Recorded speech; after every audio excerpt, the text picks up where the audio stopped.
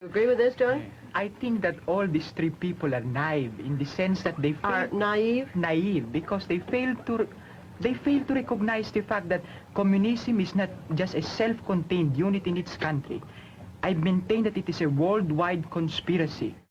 Now, ngayon sa Pinoy Extreme, pag-uusapan natin paano makipag-argumento yung mga Pilipino noon versus paano sila makipag-argumento sa public ngayon. This is Pinoy Extreme. Let's do this. This is Pinoy Extreme. That every communist party in the world is subservient to Moscow. That the sooner you outlaw it, the better, because the sooner shall you have a legal basis on which to proceed against them.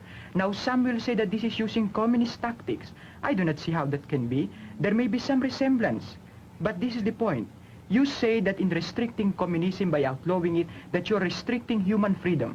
But look, when you restrict freedom, it does not always mean to say that by restricting freedom, it is bad. When you restrict the freedom of a rattlesnake, it is not bad.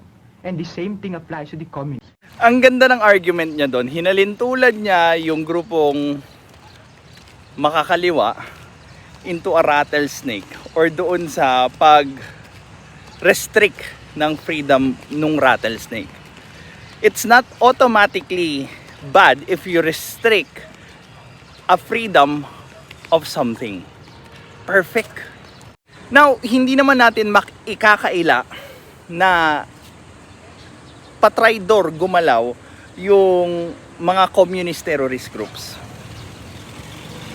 And one of the basic things na ginagawa nila is they pretend to be the victim when they are propagating ambush ng mga relief goods, panununog ng heavy equipment, so on and so forth. And ang isa sa naging means nila para ipakalat yung idea nila is through media back then. Dyaryo, radyo, TV, at yung ibang progressive groups too. So, if yung progressive groups, media, at kung ano-ano pa man, nagdudulot ng hindi magandang epekto sa Pilipinas, bakit nga naman hindi mo ire-restrict yung freedom nila? Because again, freedom does not equate to being good.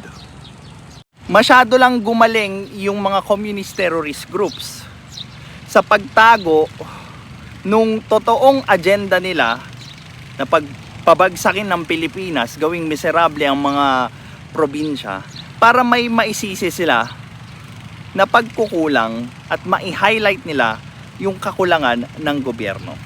Now, those same groups, just different people, are trying to gain more position in our government. And hopefully dito sa maliit na channel natin, mabigyan natin ng enlightenment kung paano talaga gumalaw yung ganyang grupo para ma-prevent natin yung further sinking ng Pilipinas into a worse state than before. This is Pinoy Extreme. Have a good day.